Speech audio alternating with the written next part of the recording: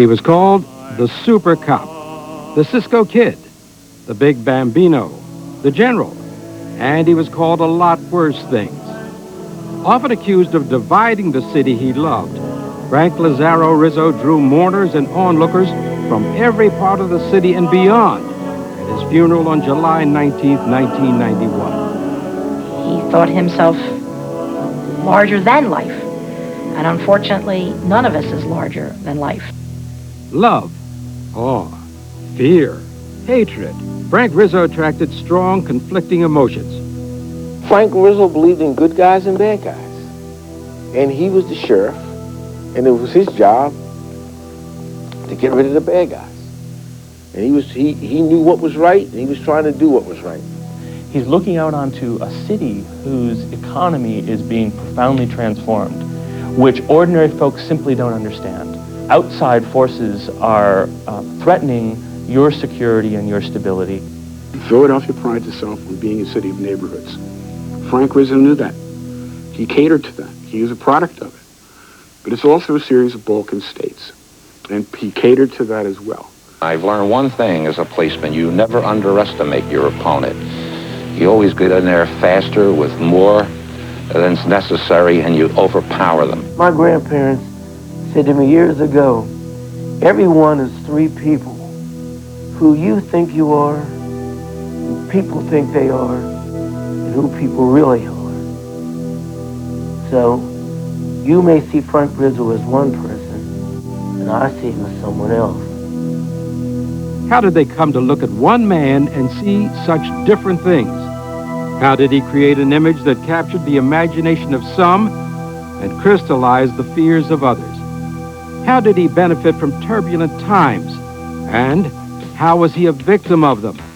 And how did he simultaneously make Philadelphia a more and less chaotic place?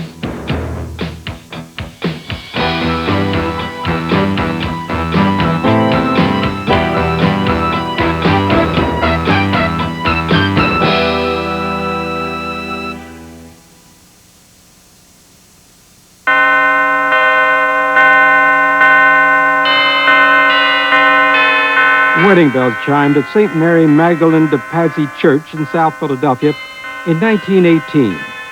Ralph Rizzo, an immigrant from southern Italy, had chosen the American-born Teresa Erminio to be his bride. Rizzo, the city's first Italian-American police officer, settled with his new wife into a small home on Rosewood Street near the city's Little Italy. 2 years later, Frank, the first of their 4 sons, was born.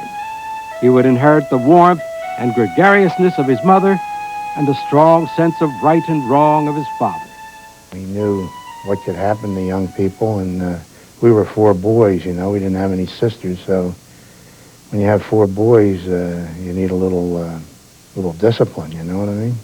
I think there's a lot of it rubbed off on Frank, yes. Like many Italian-American fathers, Ralph expected his oldest son to learn about life on his own. Burly and bold, Frank was one of the toughest kids in the neighborhood, and he was ready to use his fists in frequent scrapes. His friends and family always said he was never a bully. He was a defender of the little guy. He was a street kid, and if there was a bully in the neighborhood, Frank wanted to take him on right away. And he was the victor. Always. I never knew of anybody that ever got the best of Frank Rizzo. Throughout his life, Frank Rizzo would extol the virtues of his upbringing: family, neighborhood, patriotism. He credited his father with instilling these values and using force when necessary to maintain obedience and order. My dad set tough rules, and you played the game by his rules or you didn't play. There was no free, an open forum, you know. No, Papa stuck with it. Boom, you got knocked down, you know, and good system. Even as a young boy, Frank worked hard, first for a hardware store, then a butcher shop, and he always brought his earnings home to his mother. He was less dedicated to his studies, however, and one teacher years later could recall only 2 things about him: his constant fighting and his good-hearted parents. He was an average student, but I don't know, I guess he was too restless. You know, he was, when he started getting in the senior year, I think he finished up his junior year, and then he quit school. He went in the Navy. Rizzo was discharged from the Navy after a year for a rare form of diabetes, but not before gaining an admiration for military discipline and strength. He returned home to work in the Midvale Corporation's steel mill. A neighborhood girl, Carmela Silvestri, had caught Rizzo's eye, and he took her as his bride in the spring of 1942. With Rizzo's new life came the determination that he needed a new career, and he decided to follow his father into the police department. Like all officers of the time, Rizzo needed a patron in the Republican machine, which for 60 years ruled Philadelphia politics, neighborhood by neighborhood, block by block. And the Republican ward leaders were the strength, you know, and they doled out the jobs. And if you want to become a policeman or fireman in those days, you had to have the okay from the ward leader. If you didn't, I think you'd have a little difficult time. Even on his first day on the beat, Rizzo displayed both the spit and polish image and the ambition that would help him rise to the top. Admiring his crisp uniform in the mirror, he turned to Carmela and told her, "I'm going to be police commissioner one day." And he used to ride the bus. And he wouldn't sit down. The bus could be empty. He wouldn't sit down because his trousers would get creased. You know, he would stand up. Rizzo would soon begin to garner headlines, which highlighted both his fearlessness and his willingness to use his fists. He had one guy, he parked his car illegally. He said, "Hey, you're not allowed to park here."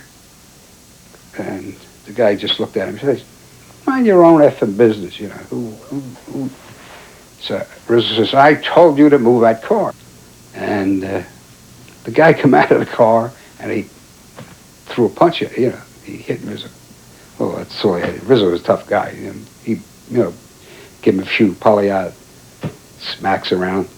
The guy started to curse him and everything in the back of the car. And Rizzo hit him and knocked his eye out. His theory was, you're a policeman, you're in uniform, this guy is supposed to be docile and say, "Oh, okay, let's go." And if he didn't say, "Okay, let's go," and try to fight you, he would say, beat the shit out of him. That's all, period. You know. It wasn't only Rizzo's penchant for action that was starting to win him a reputation. He had that softer touch, too, as a young soldier would learn on a cold December night in 1945. As soon as we got off the bus at Broad and Erie, the first gentleman to walk up to us was Frank Rizzo, Officer Frank Rizzo from the 39th District. And he said, "If you gentlemen are going to the naval base, you're on the wrong corner." We said, "No, sir, we're here, we're on our leave, we're coming, you know, we're going home." First thing he did is got us, we couldn't get a taxi cab, it was not available at 3 a.m., so he got us the police cars to take us to our homes. In 1950, the city's Republican machine was crumbling, and the post-New Deal Democratic star was rising. Frank Rizzo was promoted to sergeant as a new generation of good government reformers swept into power. In 1951, Tennessee Senator Estes Kefauver made a determined effort to uncover the organized crime system that linked every city in the United States in a network of evil and corruption. When Kefauver's investigating committee rolled into Philadelphia to examine the relationship between the mob, the police, and the political establishment, a half-dozen leaders committed suicide rather than answer subpoenas. Sergeant Rizzo was on the front lines. His mission was clear: clean up the numbers rackets, make the streets safe, end the quiet tolerance of petty vice that his father, among other cops, practiced in South Philly. Ignore any politician who asks for special treatment. By the early 1950s, the public would be hearing Rizzo's name more and more. An unsubstantiated rumor had it that he carried 2 pearl-handled revolvers, and he earned his first nickname, the Cisco Kid. There was a barricaded man on Queen Street on the 2nd floor. Had a gun out the window when he was shooting at passerbys. Frank was assigned there, and he went to Queen Street. The guy was on the 2nd floor. He went up the steps in the 2nd floor and collared this guy that was shooting out the window. And as he was coming out, the kids in the neighborhood said, the Cisco kids got him, the Cisco kid. Rizzo certainly didn't mind the tales of his heroism. And with his affability and colorful character, he was a natural for reporters looking for good copy. By 1952, Rizzo was promoted to acting captain and assigned to bust the rackets in a West Philadelphia neighborhood called the Black Bottom. It was Rizzo's first exposure to the black community. And although he employed the same knock-down-the-door tactics he had used elsewhere, many residents of this very different area didn't appreciate his style. First off, he was a big, strong guy, you know, and he always emphasized it, too. And he walked in, I mean, his chest was always out, you know. He was broad-chested, and the way he walked, he had that, I would say, you know, cocky. We'd never tell him that, but like that cocky walk, you know. Rizzo was in the neighborhood for only a short time when a group of black community leaders started hearing complaints about his tactics. By the time he was promoted to the Center City District, after just 5 months, Rizzo had won over most of those leaders. One of them told a reporter, "If I needed a policeman, he's the one I'd want coming to save me." He was a charmer. I mean, I think that what happened is that he had the ability to really charm people.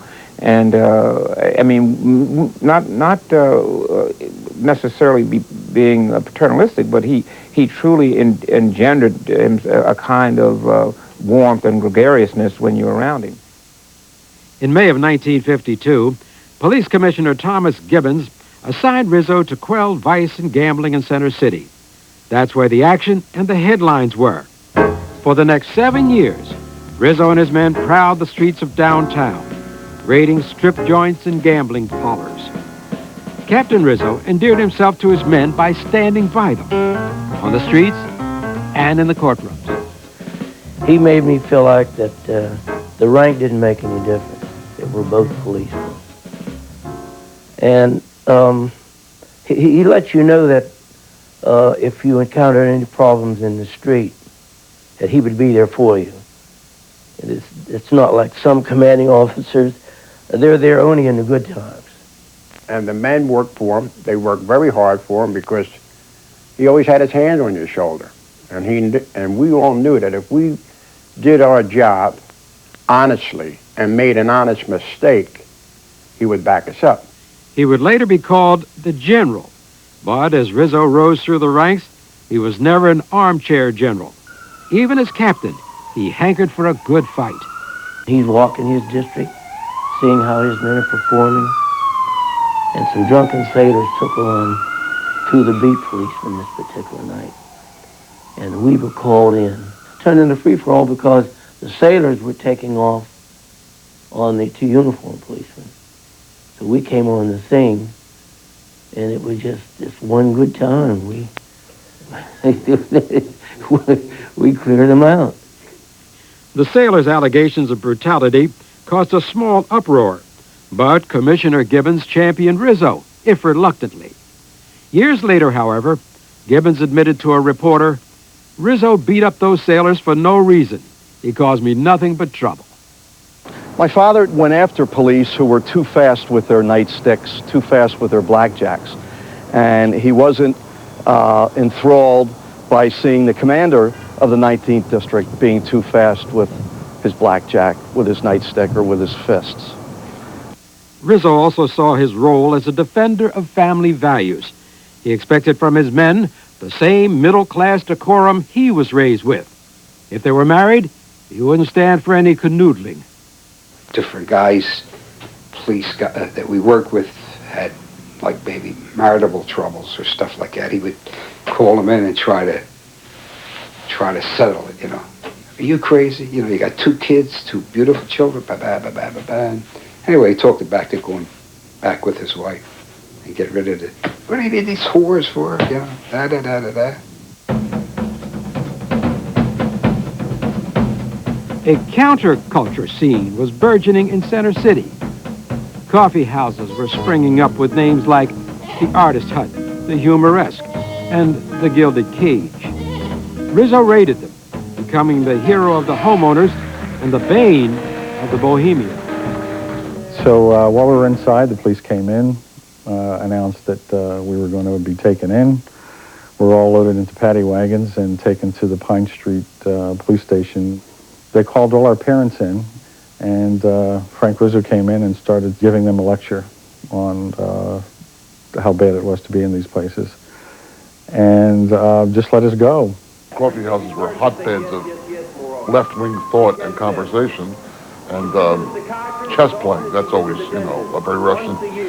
And so that, I'm sure, offended a lot of the traditional minds. And the ideas that there was things going on down there that should be stopped, probably having to do with drugs or white slavery. I'm sure there's, As he was talking to all the parents in the room, he turned to me, and I was standing there wearing a leather jacket. He referred to the jacket as being the beginning of going bad, and he says, "I'd like to take out my blackjack and take it right to this guy." And I was just taken aback by it, and my mother was standing there and nodding her head, saying, "Yeah, that's right, yeah, mm-hmm." The homeowners' complaints were never documented, and the DA never pressed any charges. Rizzo, long bold in his actions, was growing bolder in his pronouncements. His calls for order endeared him to some Philadelphians and alienated others. For Rizzo and for Rizzo supporters, there was nothing more threatening than challenges to conformity, right? Philadelphia was a city of neighborhoods, but it was also a very conservative city in fundamental ways. And the homogeneity that prevailed in many of the neighborhoods where Rizzo supporters came from was being challenged on all sorts of fronts. And coffee houses and 10 years later, long-haired protesters in the streets of Philadelphia were a threat to the conformity that Rizzo's supporters so desperately craved. Rizzo, now an inspector, was named head of Central Command in Center City. However, not everyone bore the brunt of his law and order campaign. When Angelo Bruno's South Philadelphia crime family started to expand into Center City, Rizzo held a summit with the mob don. He laid the law down to him, say, "Look, I don't mind this and I don't mind that. I don't want no drugs and I don't want no killing. I don't do this and that and the other thing." And and Angelo Bruno respected Rizzo. If you look at the history of the Philadelphia mob, they were relatively quiet and unbloody from about the mid-60s until he left office in 1980. By the 1960s, Philadelphia's neighborhoods were coming under a much bigger threat than the mob or coffee houses. A changing economy was bleeding the city's jobs, and the industrial decline that had infected other northeastern cities was finally overtaking the diverse manufacturing that had made Philadelphia the workshop of the world. Rizzo's constituents could look at the rotting hulk of an abandoned factory looming over their neighborhood, but not really understand what it was that was leading those factories to close and move elsewhere. All around the country, the mostly white middle class was fleeing the city for suburbia, leaving behind those, black and white, who couldn't afford to leave. Between 1950 and 1970, Philadelphia lost 6% of its population, while the suburbs grew by almost 30%. He's looking out onto a city whose economy is being profoundly transformed, which ordinary folks simply don't understand. Why are the jobs leaving Philadelphia? Why are our neighborhoods changing in composition? These are big forces that are reshaping all of urban America in the period, and Rizzo offers a simple answer. And that answer is outside forces are threatening your security and your stability, and we need to step in, intervene, and aggressively stop the march of those outside forces. In 1963, as Rizzo was named deputy commissioner and put in charge of the force's 6,000 uniformed officers, civil rights flare-ups blazed across the South. In Birmingham, protesters were attacked by police with guard dogs and fire hoses, and 4 girls died when dynamite was thrown into a church basement. 250,000 people marched on Washington to hear Martin Luther King share his dream on August 28th, 1 year to the day before black destructive rage would come to Philadelphia. Rioting and looting convulsed the Columbia Avenue retail district. Rizzo wanted to unleash his 600 officers on the rioters. Police Commissioner Howard Leary overruled him, opting instead to let the violence burn itself out. 48 hours later, the white-owned business district on Columbia Avenue was destroyed. 300 looters were arrested, but only 2 people died. I think it was a question of fortitude, who had the most. I think Rizzo at the time had the fortitude, and his other bosses didn't have as much, so they sent him off the field. Rizzo would always call Leary a gutless bastard for sacrificing Columbia Avenue. But Rizzo would later benefit from Philadelphia's lone rampage occurring on someone else's watch. Columbia Avenue appalled many Philadelphians, especially those in vulnerable neighborhoods. Many liked Rizzo's tough talk and his eagerness to meet force with force. His stature grew the next summer, too, when, as deputy commissioner, he personally manned the barricades at Girard College, an all-white school under months-long siege. 1965 was the year of the Watts riots, but it was also the year Alabama state troopers attacked marchers in Selma. Rizzo's muscle flexing was beginning to send very different signals to blacks and whites. And I remember that he used to bring his police force out in massive amounts on horseback as well as on motorcycle to the walls. And so as a child, I thought of it as being that the police force used to come in full force and sometimes even too many of them. And I had a fear of police that was directly corresponding to what I saw as how they treated people. I never felt that the police were there for me. I saw them as being there to keep us from doing what we should have the opportunity to do, namely to be students in the school. Because of the times, because of the fear, because of the mindset of some of the police officers involved, it was a very difficult situation. Just like everything else that we're involved in with the police, trying to be macho and not realizing and understanding that you're there to protect the people, not to dehumanize them, creates a problem for all. And I think that's what happened at Girard College. Rizzo had faith that individuals could overcome racial differences if left to their own devices. That's why he integrated police patrols. He liked the idea of a white cop and a black cop in a cruiser working together. A black family moved into Kensington, I think, when Kensington was all white. And then the white people rioted, which they usually did. With somebody black moved, they broke the windows and threw. And this woman was there with her children. And Frank Rizzo came and he told us, and Madam, he said, take you and your children, go to bed. There's going to be law and order. And he got some policemen and got his club and went into that crowd and started beating them up. And they left. Individually, he had tremendous, long-lasting relationships with people of color. Group demands on Frank Rizzo sent him up the wall. Of course, most of the demands made on him came from people of color during his time frame. But he probably would have the same reaction today to other group demands, people who like fighting smoking, people who want same-sex adoptions. Rizzo's distaste for demands erupted on November 17, 1967. School Superintendent Mark R. Shedd, a liberal educator, had invited a group of black high school students to visit him and air their demands for black history courses. 3,000 students from high schools all over the city marched to the Parkway.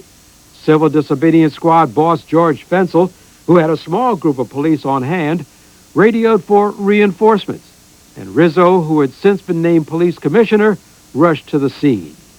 Suddenly, a quiet demonstration turned into chaos. How it started is open to various interpretations. It is reported that someone overheard Frank Rizzo saying, "Get their black asses." And with that, there was just a wading in to these young people, and then just all hell broke loose.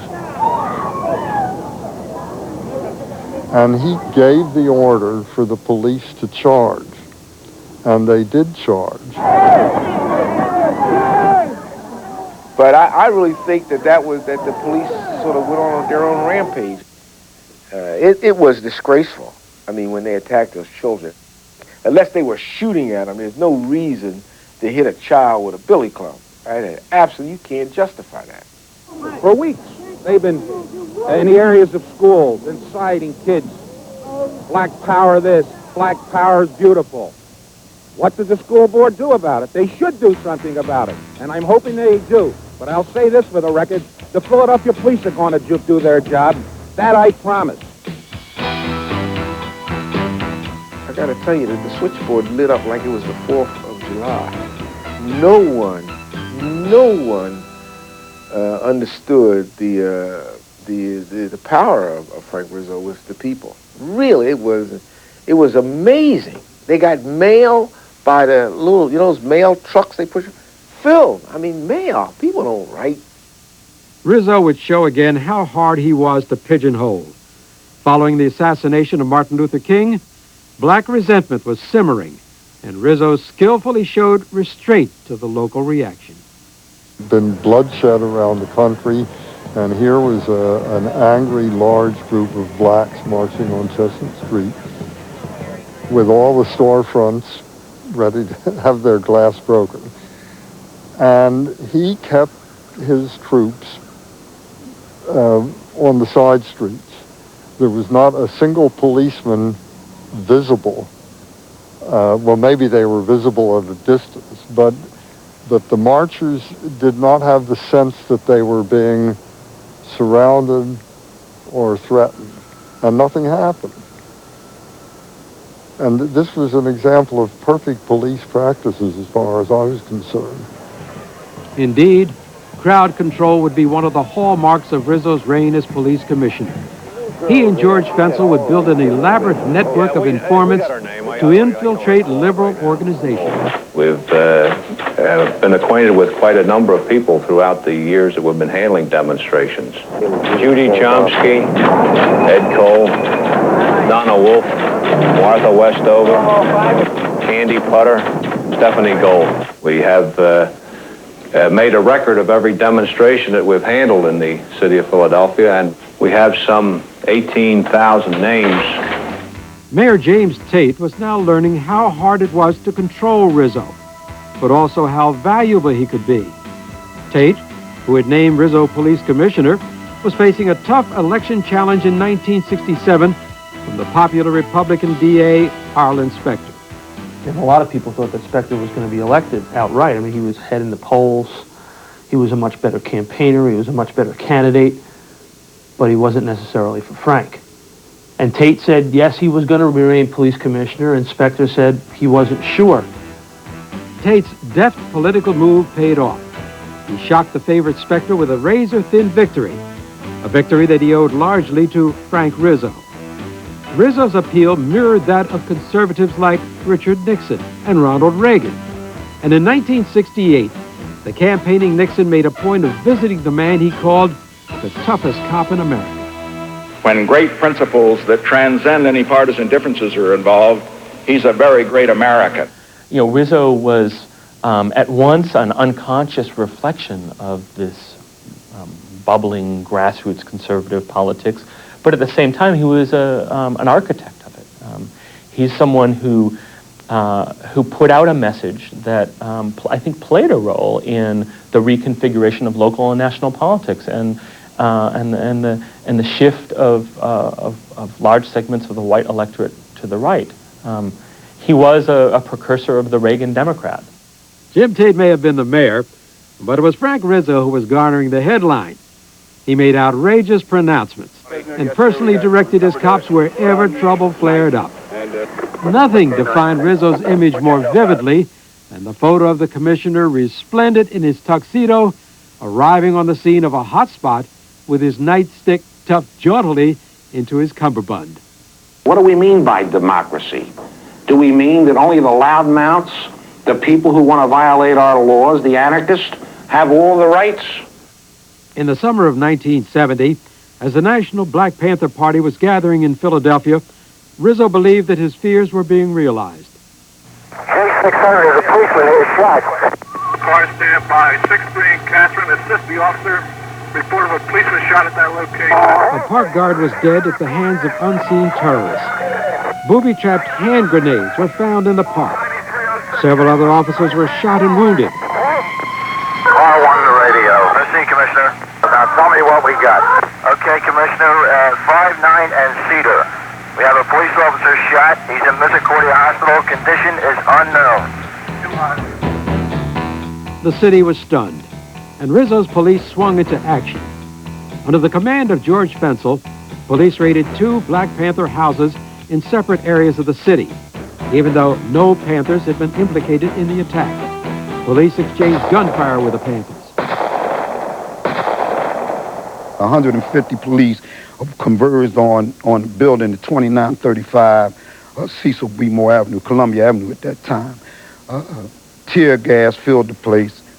They drug us out, ripped the clothes off of us, and we were arrested, put under ransom, $100,000 bail. They're a little angry. They were humiliated. We took their pants off them to search them. I suggested, instead of laying an ambush, why don't you tell us where you're going to be? We'll give you the odds. We'll come and we'll okay corral. The controversial Panther raid was the climax of Rizzo's 28-year police career.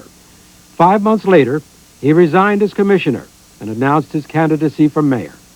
For years, Rizzo had courted and been cultivated by Philadelphia's kingmakers, men like publishing magnate Walter Annenberg and veteran Congressman Bill Barrett. Rizzo was convinced, as he put it, that he was the only guy that can save this city. Many, but not all, agreed. I think he's the best commissioner we've had in Philadelphia so far. I think he's going a long way, and I hope to see him become mayor. I don't like him at all. I don't think he'd make a very good mayor. I think he's about the closest thing to a dictator Philadelphia has next to Mayor Tate. They scream police state. Have you ever talked to... And that don't bother me a bit, the word police state, because I know it's absolutely not so. I think that the statement that they say about him is really true, that he's the cop's cop.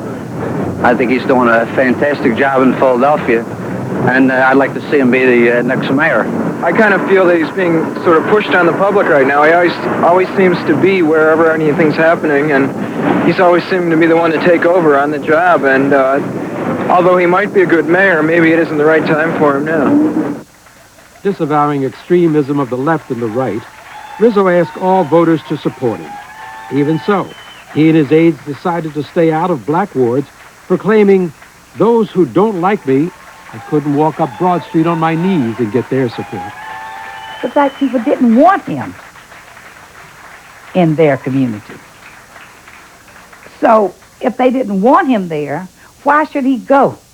It wasn't just the Black Panthers. I think that every black activist in Philadelphia would not allow Frank Rizzo, and a lot of black preachers would not allow Frank Rizzo to come and talk to their churches, to come and sit down like he was a man that you can sit down and negotiate with and can deal with. Rizzo's racial gambit was working.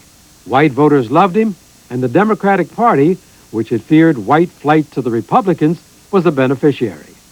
I was a Republican, when he ran for mayor, so it was very disheartening for me to see my friends, who I've been servicing day and night, walking around with elect Frank Rizzo buttons. I mean, everybody was a block captain for Rizzo. And it was a tie that you just couldn't, you tried to fight, but you couldn't win. The Democratic machine was backing Rizzo, but he did not run for the nomination unopposed.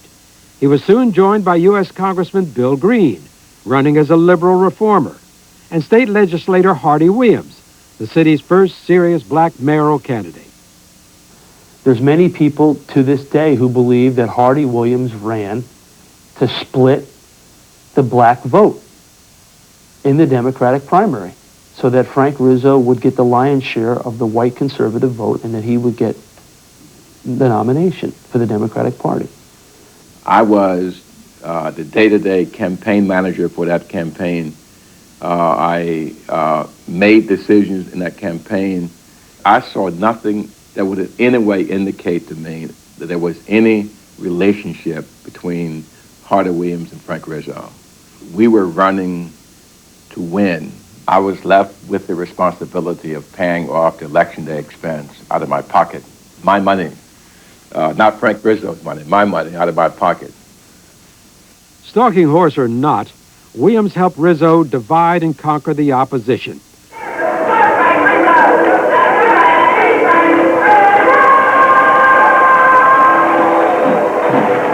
On the eve of the primary, Frank Rizzo began a tradition that would see him through political battles for the next 20 years. He returned to his boyhood home on Rosewood Street for the climax of the campaign. My opponent says it's going to be a close race in South Philadelphia. You know, the years fly by, don't they? It don't seem like just a couple of weeks ago I was running around these corners. The adulation on Rosewood Street was a microcosm of Rizzo's appeal in white working-class neighborhoods all over the city. The next day, Rizzo swept to victory over Green by nearly 50,000 votes. The Democratic machine had beaten the reformers' challenge. Philadelphia is a tortured city. Trash piles up at the curb line. Kids are afraid to walk to school. Abandoned homes pockmark the ghetto. The drug scene is frightening. Philadelphia needs a strong man for a tough job. Philadelphia needs Frank Rizzo as mayor. Help Rizzo help Philadelphia. Vote Democrat November 2nd. Republican City Council member Thatcher Longstreth had run unsuccessfully for mayor in 1955 and was ready to try again. He came out swinging against the popular Rizzo, launching his campaign with the simple slogan, "Rizzo is a bully." As a matter of fact, it was a part of our strategy that if we could provoke him into some of his more unreasonable statements, that we would gain substantially from that. And what we were trying to do was make him lose his temper and say things which would get him in trouble with the moderates, because he was a hip shooter, and sometimes the things that he said were ridiculous. And sometimes they were very, very mean. But on each occasion, his handlers got him under control. Mr. Longstreth, why did you run a low-level smear campaign by calling me bozo, fatso, Herman Goring, and stupid, and also called me a coward? Why would you do that? Well, there's an old saying, Mr. Rizzo, if the shoe fits.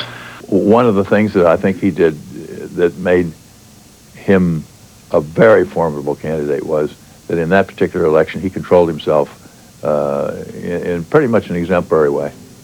I was not known as Thatcher Longstreth, the Republican candidate. I was known as the guy that's running against Rizzo. My name recognition wasn't very high as far as the black community was concerned, but his was very high and they didn't like him. So just whoever that person was who was running against him was going to get support that they would not have otherwise given. In my election, I got so many black votes against Rizzo that if I had gotten the usual number of Republican votes that almost any Republican got, the hardcore that support you, I would have won. But it didn't, because the hardcore Republicans, they liked what they were hearing from Rizzo, and they voted for him. In the end, Longstreth's best efforts crumbled into dust. On November 2nd, 1971, Rizzo swept the victory over Longstreth by a solid margin. After his victory speech, Rizzo stopped by the Inquirer to greet some old friends. When a political reporter showed Rizzo the vote tally, the results were clear to see. Rizzo had carried only one predominantly black ward.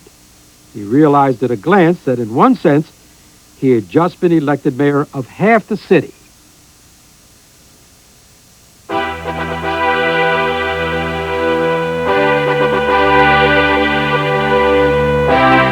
Pledge you this. This administration will do everything humanly possible to see to it that anyone will be able to operate a business without fear. Rizzo quickly established a style of attempting to solve the city's problems, one constituent at a time. He returned every phone call he got every day. And these were little old ladies from Kensington, South Philly, and North Philly who called and would faint when they heard, Mrs. Jones, this is Frank Rizzo. I mean, more often, many times, I sat there across the desk and they'd hang up on him. They thought it was a joke, and he'd call him back. He said, "Ma'am, don't hang up. This is Frank Rizzo." And boom, and what's your problem? And maybe it was a bandit car, maybe it was a stop sign, maybe the trash was irregular. And God forbid you, whatever department that was, that's who he called. I mean, if it was a streets problem, the streets commissioner was on the phone 30 seconds later. Rizzo's honeymoon didn't last long, at least with the press. 1 week after his election, the newly feisty Inquirer published a series of articles probing corruption in the police department. Rizzo challenged the results in public, but 43 cops were arrested as a result of the investigation. This was a disturbing turn of affairs for Rizzo, who had always liked reporters. The change in, the ownership at the Philadelphia Inquirer was very, very important. I mean, I would say that was a critical juncture in Rizzo's career.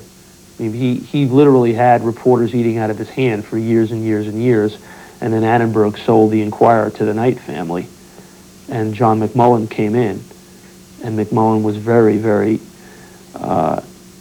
adamant about, let's get Frank Rizzo. Whatever you can get on Frank Rizzo, I'm going to put into the newspaper.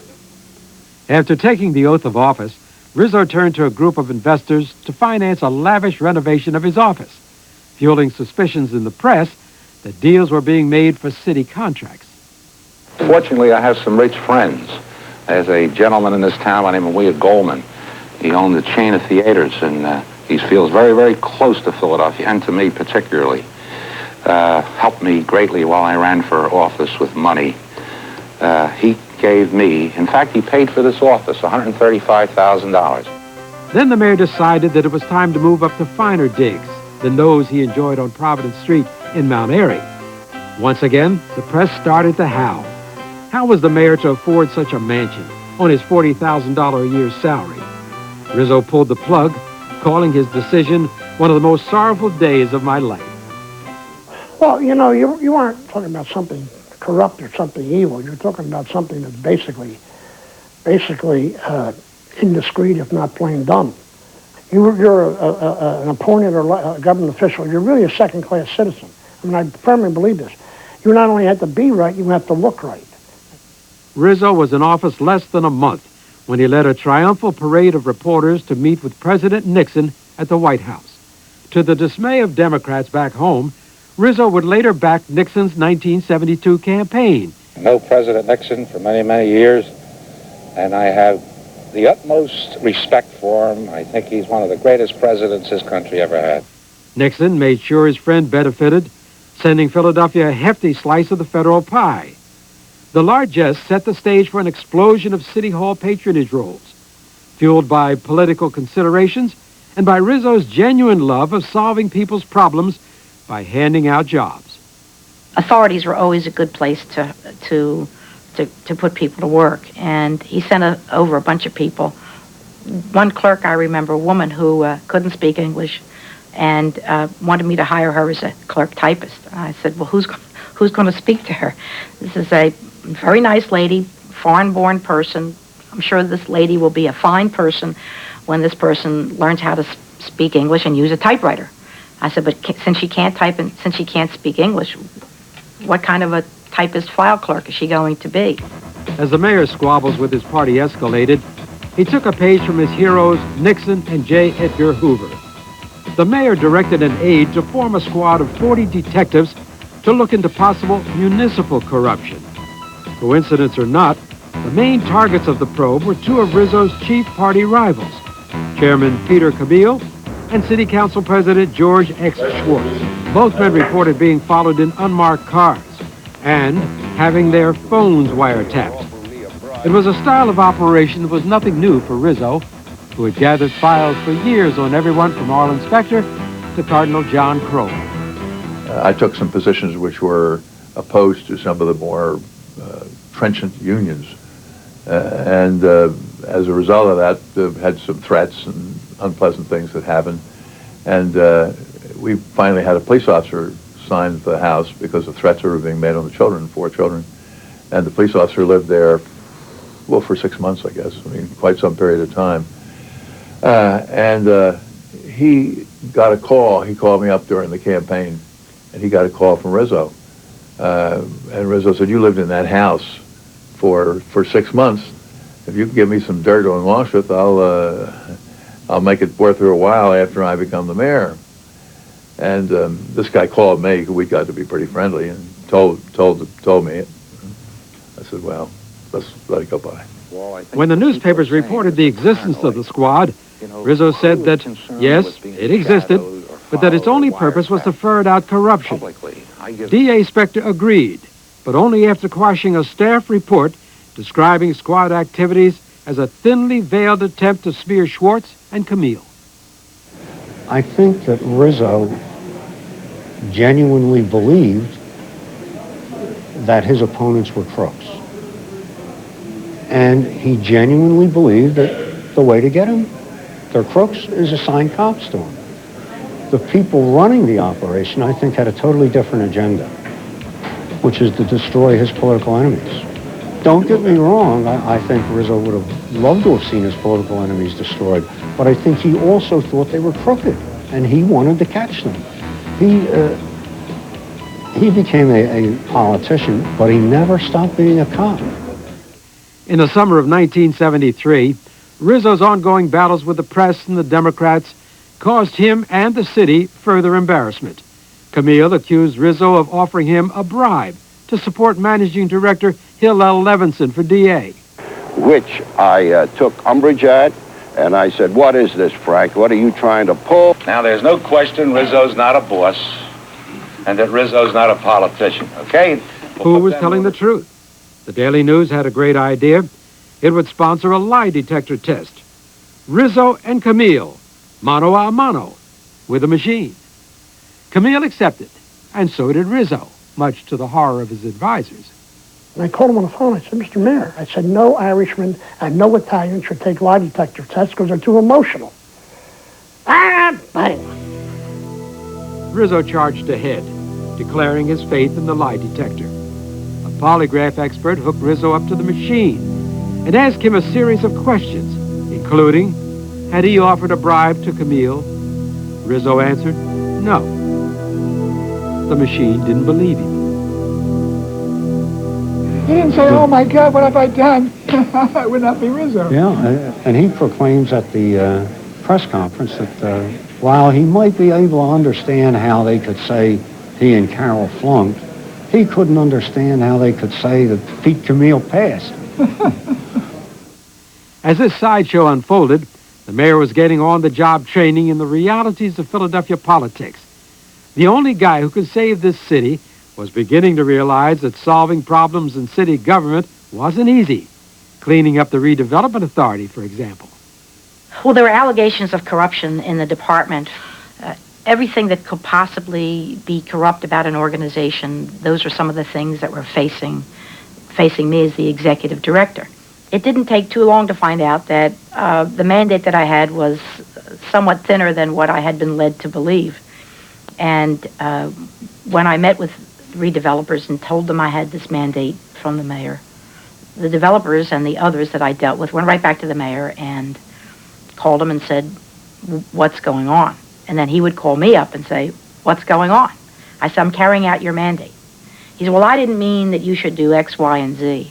I said, "Well, this is what the situation is, and I'm trying to make this work right." And he gave me a little bit of leeway, but it became apparent that I wasn't considering the political consequences because that wasn't my role.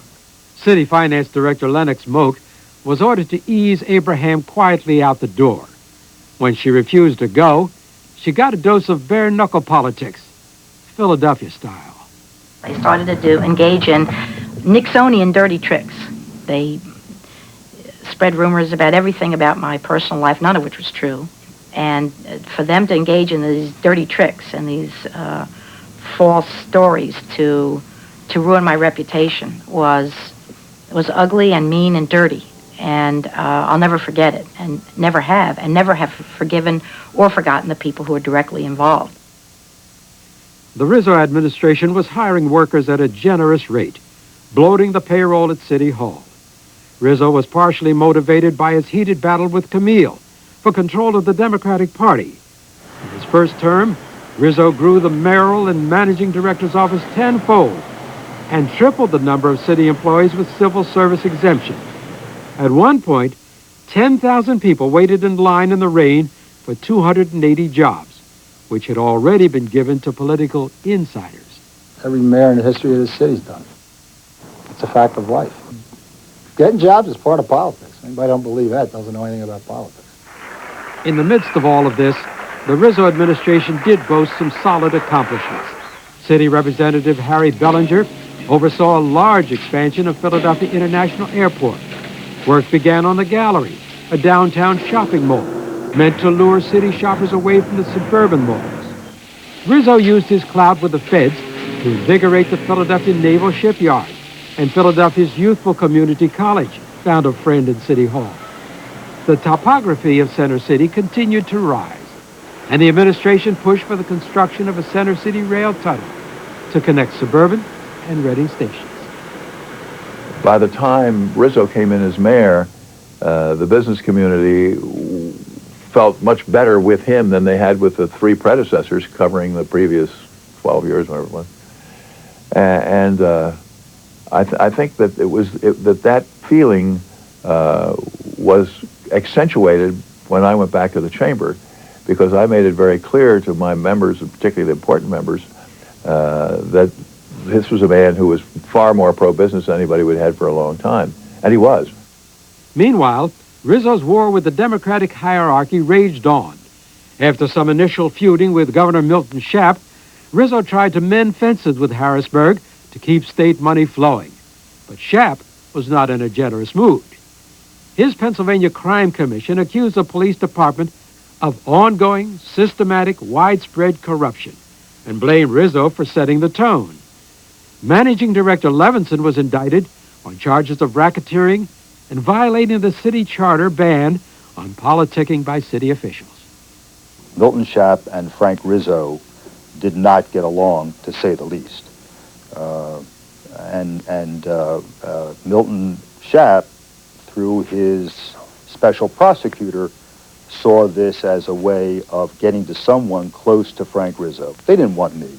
I mean, I'm nothing. I mean, but what they used it for, once they indicted me, was to squeeze me to try and give them Frank Rizzo. The charges against Levinson, politically motivated or not, were ultimately dropped on procedural grounds.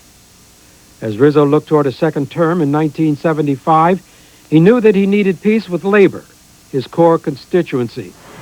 The Main City Workers Union needed a new contract. Among others, the union represented the street cleaners, and leader Earl Stout, a Rizzo supporter, knew the mayor was not up for a fight. We were standing for election, and to have a strike at that time would have been a very difficult thing for us to handle, both politically and also in terms of the operations of the city. And the problem is that those union contracts were in the middle of the summer, and when trash piles up for 2-3 weeks on the streets of the city of Philadelphia in the middle of summer, you've got yourself a major, major problem. And we felt that under the circumstances, the most responsible thing for the city was to pay the cost. Earl Stout said he was going to bank on Frank, and that's just where he took him. The administration agreed to a 12% one-year raise for the union at a time when other workers were getting 4%. Additionally, the city surrendered the right to review the union's books, giving full control to Stout. Labor peace had been achieved, but at a high cost. This is the thing that used to make me so angry, was because he talked so tough. But then they'd surrender to the unions, or he'd surrender to the church, or he'd surrender to whoever, a powerful force that was coming, that was beaming in on him.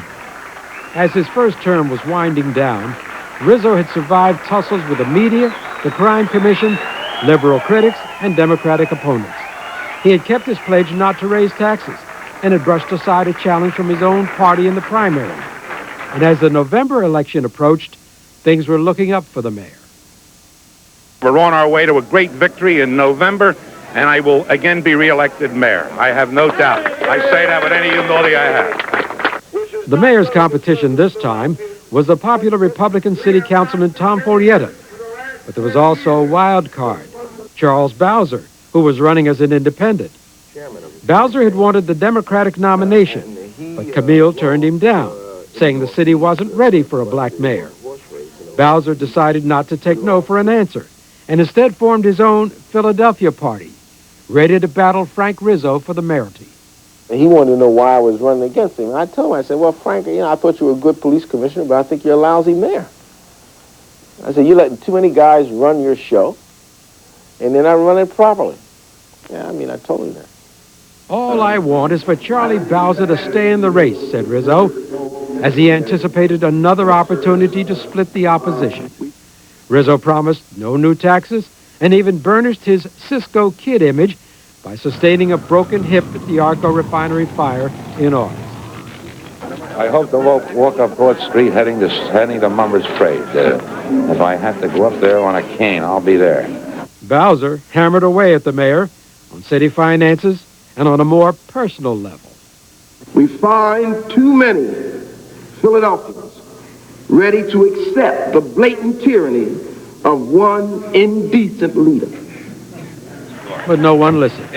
On November 4th, the mayor smashed his opponents by over 177,000 votes on his way to re-election.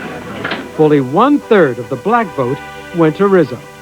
Bowser came in second, with Follietta finishing third. It was a clear mandate for Rizzo's anti-crime, no new taxes stance. But within 2 weeks of the mayor's second inaugural, Finance Director Moak had shocking news. The city's fiscal health was in far worse shape than he and Rizzo had claimed. Rather than slash the city's burgeoning patronage rolls, they called for emergency state authorization for a 29% increase in city taxes. The seeds of discontent, which had long germinated in the liberal community, now began to spread into the city at large. Within weeks, Rizzo's temper would ignite that discontent into a flashpoint. Though a proud master of the brutal barb himself, Rizzo did not take well to satire. He sued the Inquirer over the crude parody, but he was unsuccessful, as he would be each time he challenged the media in court. 5 days after the article appeared, a picket line formed at Inquirer headquarters, ostensibly protesting unfair coverage of unions. Demonstrators blocked all entrances and exits, including the truck delivery platforms. Saw the union goons who were there supporting Frank Rizzo actually pummel a photographer, an older gentleman, and threaten several others. The worst and most scary part, though, was when the federal marshals came to serve an injunction which the Inquirer lawyers had obtained. And remember, all this is done by phone because none of the Inquirer executives can get out of the building, so they've applied and gotten their lawyers by telephone to get this federal injunction. The federal marshals show up with the injunction, and the goons actually threaten them and the police department, including George Fensel, who's now lauded as a great hero. I watched him do nothing. I saw him later that evening, and confronted him personally and asked him. And he looked at me and he said, I got my orders from City Hall. There was no doubt in my mind or any other reporter's mind that he meant Frank Rizzo directly. No way, whether I'm mayor or not, would I ever instruct a police commissioner to go over to any strike site and just deliberately beat or remove people because they're picketing. I don't believe it was from the mayor. I just don't believe that. Could it have been from somebody subordinate to the mayor? Yeah, I could. There were people who worked for the mayor who I think, if they thought something would please the mayor, would do something without thinking about the ramifications of it. I don't mean people high up around the mayor, but people, around the mayor. But speculating. After a tense 12-hour standoff, a U.S. district judge finally issued an order limiting pickets to 2 per entrance, and the press has rolled. Outrage swept through the city and the nation. No one could remember a time when a major newspaper halted publication under duress. Harry Bellinger, who had spent most of his professional life in the press, tendered his resignation. This not only was the press, it was the building where I worked and the people that I worked with. This is attacking the family. It was really time for me to leave, and that was a factor in it, not the only factor. The Inquirer incident, the tax turnaround, the closing of a public hospital, pervasive patronage, Rizzo's refusal to meet with the press. All of this had a galvanizing effect on the city's liberal community. In one word, recall. It made me scared to see kind of not being able to rely on the police to break up problems.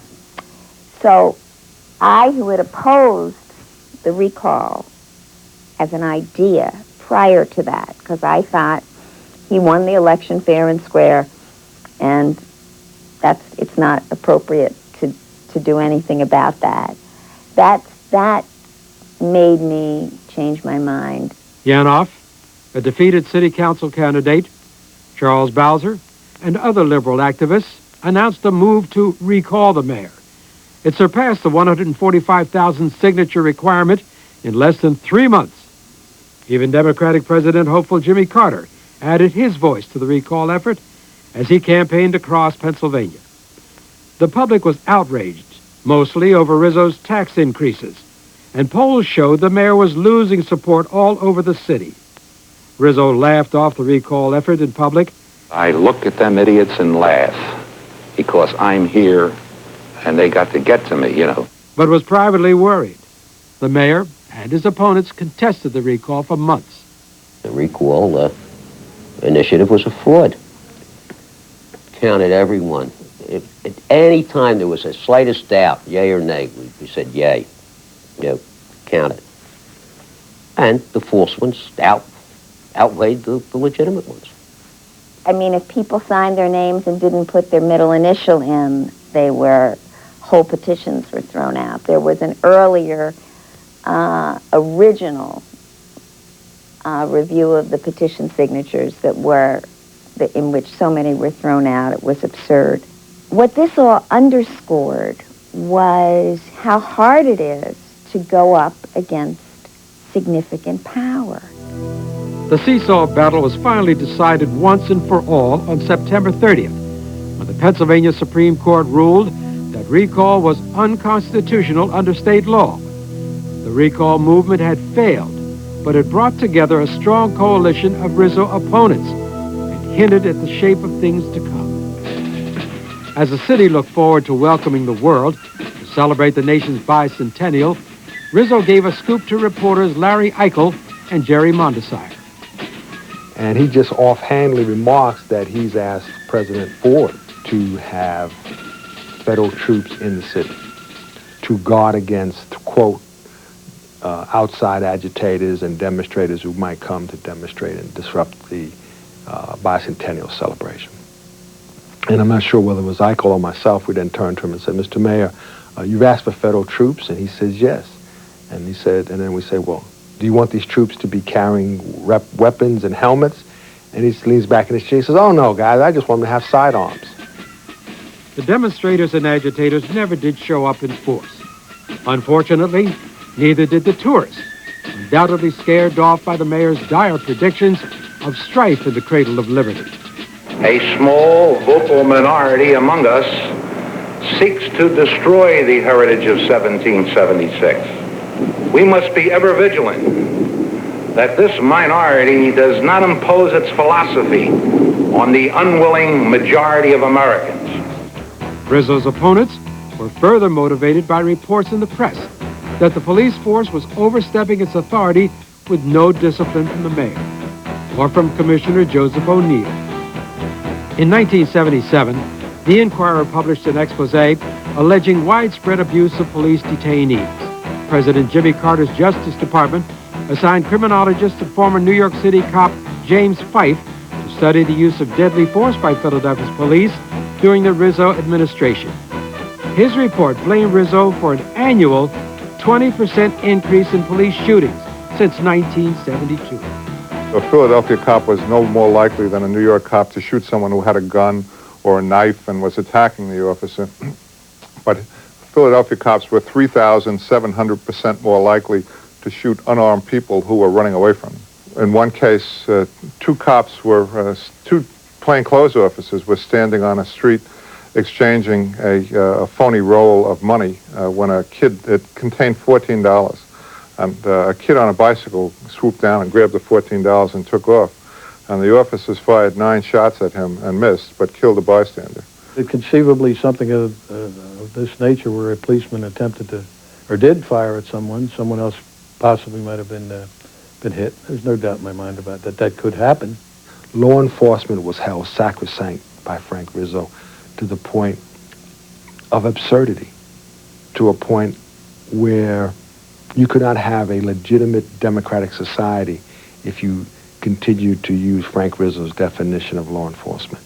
There has to be question of all authority, especially when there are tremendous and dire consequences and someone is either savagely beaten or let alone killed. My wife and I instructed our son, at that time was about 11 or 12 years old, that if he was on his way from school or go out with his friends to a basketball game or to a skating rink, that if he was stopped by the police, give them no reason to take the stop any further than just some mere questions. Give them no reason to take you in. Give them no reason to feel fearful, to almost cower, to be a self-protective mechanism, because there were just too many incidents and too much legend and fact about how the police treated young blacks once they had you in custody.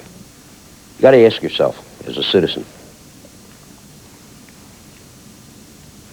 do you want people who might want to commit a face-to-face crime to think twice about it? Do you want somebody who is about to commit a face-to-face crime pay a price for it? Because that, filters down into the people. Do you want people to feel safe and secure? You can only do that with an aggressive police patrol. Will mistakes be made? Sure. But you got to understand, those are just mistakes. It's not a policy. There was no policy. There's no program. Let's go out and beat up these kids, or let's do this, or let's do that. The mistakes are a price you pay. Politicians, they swear to uphold the Constitution, not to destroy it, not to water it down, and not to use the fears of the people to allow them to gain more power by eroding away, because people will say, well, okay, if you got to knock some heads, do that. And then when maybe one day their husband coming home from work and a cop stop him, profiling, and stop him and shoot him on the highway, then they say, what's happening? What went wrong? What went wrong when you said it was all right for it to happen here? If law and order was one pillar of Rizzo's mindset, the other had always been the sanctity of the neighborhood. In one South Philadelphia area called Whitman Park, residents had fought a housing project for over 20 years, at one point lying in front of bulldozers to thwart the federal government's plans. We are fighting this project because why should people get homes for nothing when we are everyday average workers and we can't get it? And the Rizzo administration supported them, foregoing millions of federal dollars rather than proceed with the project. People look for code words and they read things and everything. The exact phrase is that no neighborhood will get anything in their neighborhood that they don't want in their neighborhood. But that is wrong, not because of racism. It's wrong. If you're building a highway, you're going through all kinds of neighborhoods, and you have to be able to go through those neighborhoods for what's good for the general public, not just the people in the neighborhood. For years, Rizzo had toyed with the idea of trying to change the city charter provision, limiting the mayor to 2 terms. But in March 1978, the mayor visited a Catholic school near Whitman Park with a surprise. He told his adoring audience that instead of challenging the city charter, he would devote his energies as a private citizen to fighting the agenda of the limousine liberals. True to his nature, the mercurial mayor waffled on the issue. In August, an event would take place that made up his mind. A group of back-to-nature radicals who called themselves MOVE had settled into a large Victorian home in the Powelton Village area of West Philadelphia. They carried rifles around their compound and harangued neighbors day and night with obscenity-laced invective about the evils of the modern world. For months, the city negotiated with MOVE, looking for a peaceful solution to a tense situation. And in the MOVE confrontation, I became one of the chief negotiators for trying to bring down the police barricades. We were able to get a negotiated settlement, and the compound came down. The police withdrew. The platform was taken off the front of the building, and MOVE members moved out of the compound. But the agreement was short-lived, and MOVE members drifted back into the compound. They were given 90 days to vacate the premises, and by August 8th, with members still firmly entrenched, the police moved in to enforce the eviction. And so now I'm back out there at 7 o'clock in the morning and trying to do something which I know is going to be impossible. I go inside the compound asking them to give me the children, ask them to let me take out the women. No, just get off our property, tell them to leave our property alone, etc. I knew all hell was going to break loose, so I hit the ground, and so did everybody else. Shots were fired in every direction. 2 cops and 2 firefighters were struck and wounded. When the firing stopped, another casualty was found. Officer James Ramp lay mortally wounded, a bullet in his chest. The first tragic chapter in the MOVE saga had ended. Now, Rizzo was more determined than ever that only he could save the city from the forces of disorder. His indecision had ended. He was going for a 3rd term. This time, Rizzo's opponents were well prepared and formed the Charter Defense Committee, dedicated to keeping the 2-term limit intact and not, coincidentally, stopping Rizzo. Well, that helped us keep us going, because, you need something to focus on. If he hadn't tried to change that charter, the whole movement may have fallen apart, but it didn't. If you're organizing in a community that loved them, boom, you got him. If you were in a community that feared or hated him, boom, you got him. His continued political activity directly led to black empowerment. He was able to get people to register. To me, Frank Rizzo hasn't done much for the city. He's been in office for his 2nd term, and he hasn't done much of anything. I think he's doing a very nice job. I think there's a major question about whether a strong cop is the right way to conduct municipal government. Responding to calls from most black leaders for his defeat in the charter effort, Rizzo said he was tired of his opponents urging blacks to vote black. What he said next got him in trouble. Blacks are going to vote black. So you say in response? That I say in response, the whites will vote for Rizzo along with many other blacks that think like I do. Like many Rizzo pronouncements, the remark was either impetuous or calculated, depending on where you stood. In either case, the mayor killed whatever black support he had left, and the city as a whole was tired of the tumult. On Election Day, the voters rendered their verdict on charter change. Rizzo accepted the voters' choice graciously and settled down into the final year of his mayoralty. In 1979, the federal government, a Rizzo enemy during the Carter administration, kept after the mayor, filing a suit which charged a widespread pattern of police brutality on Rizzo's watch. After 2 months of legal battling, the federal judge ruled that Washington could not sue cities for police brutality. Everything we should do.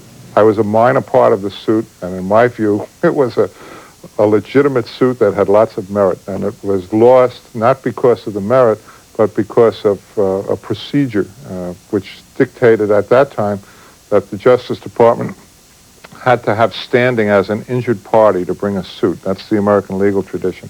But that changed in 1994 as a result of the Philadelphia case. On Election Day in November 1979, Rizzo's old Democratic Party rival Bill Green was elected mayor, with a promise to name a black, Wilson Good, as managing director. The city was moving into a different era with a new kind of leadership. On January 7, 1980, for the first time in nearly 40 years, Frank Rizzo was out of a job.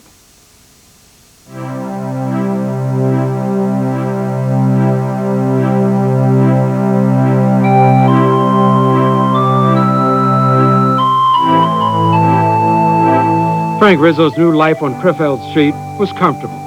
Carmela had gotten her man back, and Frank got to know his grandson Joey a little better. Every Saturday morning, Rizzo got together with his friends over breakfast to tell jokes and monitor city politics. There was only one problem. He was bored out of his mind.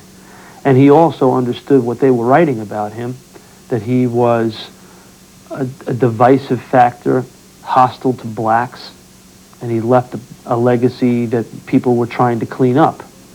He didn't like that, and he wanted to rewrite history. Rizzo's restless retirement took an unexpected turn in 1982, when Mayor Green made the surprising announcement that he would not seek re-election the following year. Rizzo reached for the opportunity like a hungry man grabbing for food. He's not the type of person who's going to disappear.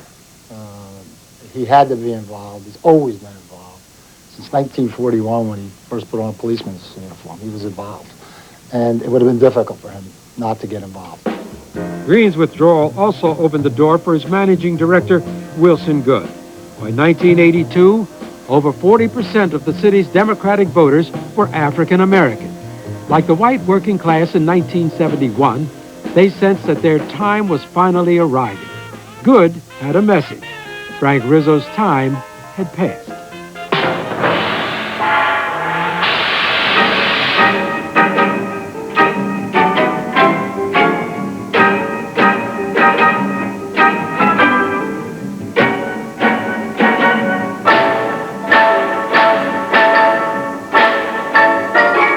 We've crossed a tough bridge in the last 3 years, and maybe we've left Frank Rizzo behind.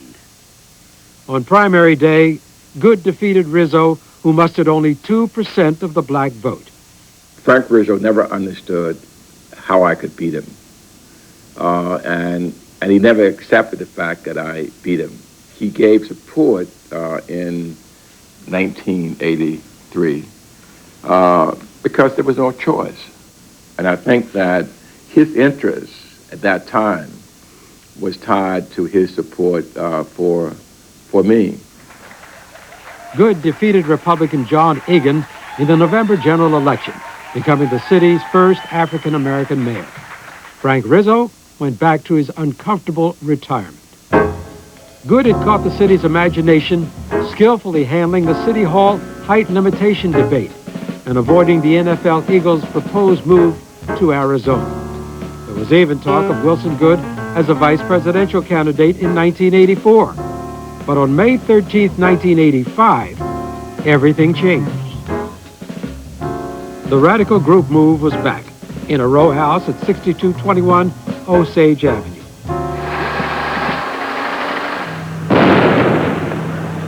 This time, the city dropped a powerful bomb on the house's rooftop bunker.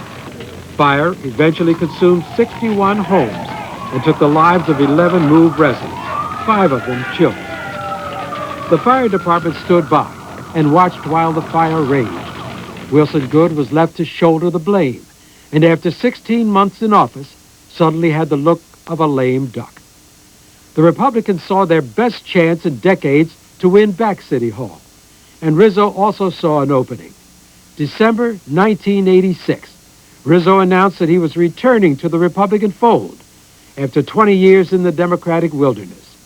In 1987, he got the GOP nod for mayor and immediately went after Goode. Wilson Goode tells us not to judge him on the events of one day. After the MOVE tragedy, Goode rejected Willard Rouse's offer to rebuild the Osage Avenue homes at cost. Instead, he selected a builder with a history of bankruptcy, Ernest Edwards. Wilson Goode brought international disgrace and ridicule on Philadelphia. If we re-elect him, we're the ones who'll be ridiculed. After one term, I'll leave you with a better city, one we can all be proud of. The hard-hitting campaign between two candidates with a past inspired strong passions in the city. One observer characterized the election as a choice between the evil of two lessers. The race was closer than anyone could have expected. And when all was said and done, it all boiled down to Election Day itself. We developed a strategy at that time to pull all of our workers off the poll. and to go and knock on doors and pull people out of the houses. If you haven't voted, we need to have you come and vote. Wilson Good is losing to Frank Rizzo. Come out and vote. On November 3rd, buoyed by 97% support in the black wards, Wilson Good squeaked to victory over Frank Rizzo by 18,000 votes. This time, having come so close, Rizzo was not as gracious in defeat. Now let me tell you something, so you'll understand. I will never concede to him, okay? Only man who beat him twice. Only man who beat him once. Only man who ever beat him. I just can't believe the next year, talk radio came calling. And now at age 67, it was Rizzo's turn to play media gadfly. It's just an outrage. And then I watched the liberals that rush forward to help the criminals, but never the victims of crime.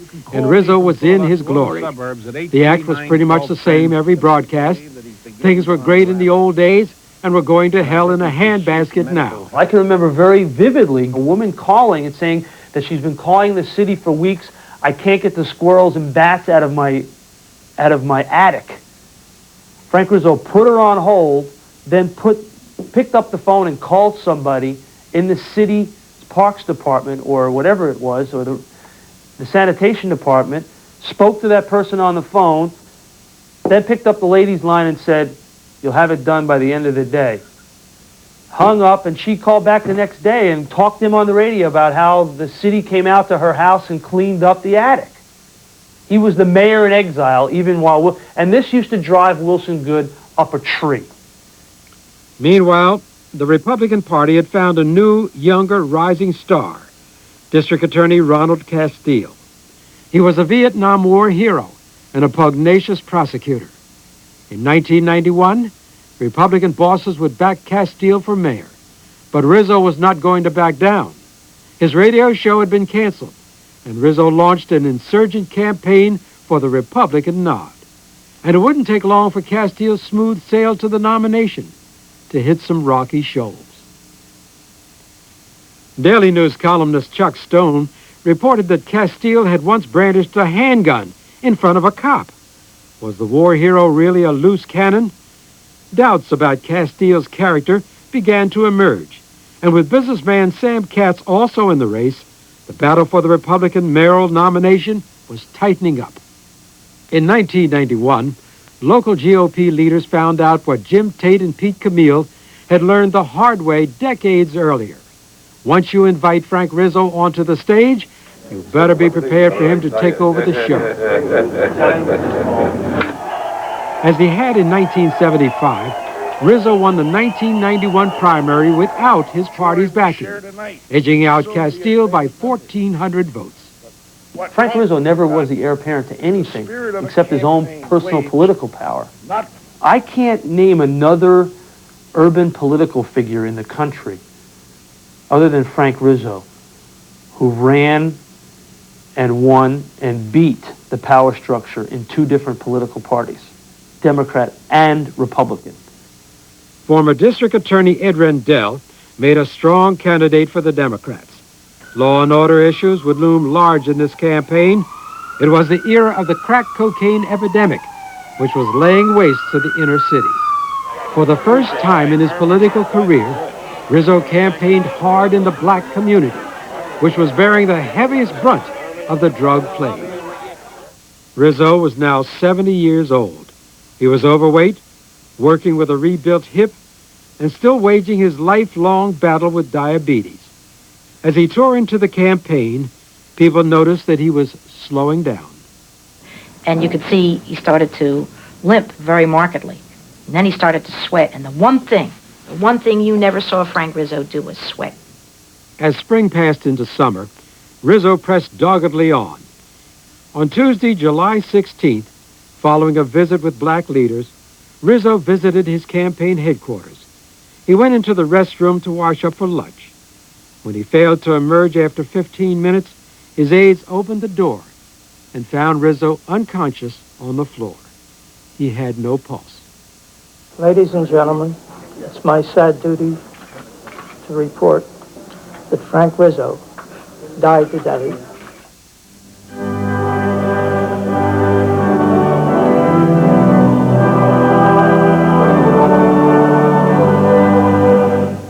the moment they came together. Some out of grief, others out of curiosity. Some who had revered him, others who had reviled him.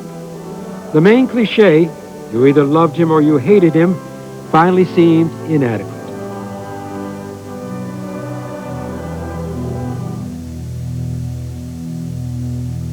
Some people considered him to be a saint, and some considered him to be a demon, and he was a human being. I mean, he made mistakes like everybody else. He did some good things like everybody else. We sometimes become the victims of what other people see in us. In the 60s, cities were burning. Every city, big city in the country burned. Did Philadelphia? Was Frank Rizzo. Just that is a monument to him. For him to be that strong that he can control that. He was a nightstick in the Cummerbund mayor. He made his reputation by dint of his personality and his appeal to growing desire for a reassertion of authority and law and order. I hope they look past what the man said and looked at what he did. Because I believe that if they really can get past that public persona that he brought on himself, I think he was a good mayor. I think he did good things for the city of Philadelphia. The relationship of blacks and whites in a city like ours today is the most important thing that we have to solve. And I don't think that he was really the right person to solve it at that particular time.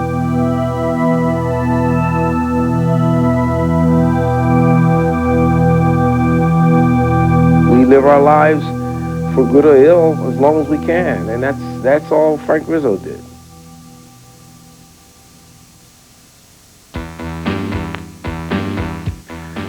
We'd like very much to know what you think of our brand new WHYY production, Rizzo. So stay tuned. In just a moment, we'll give you the number for the WHYY viewer response line to share your thoughts.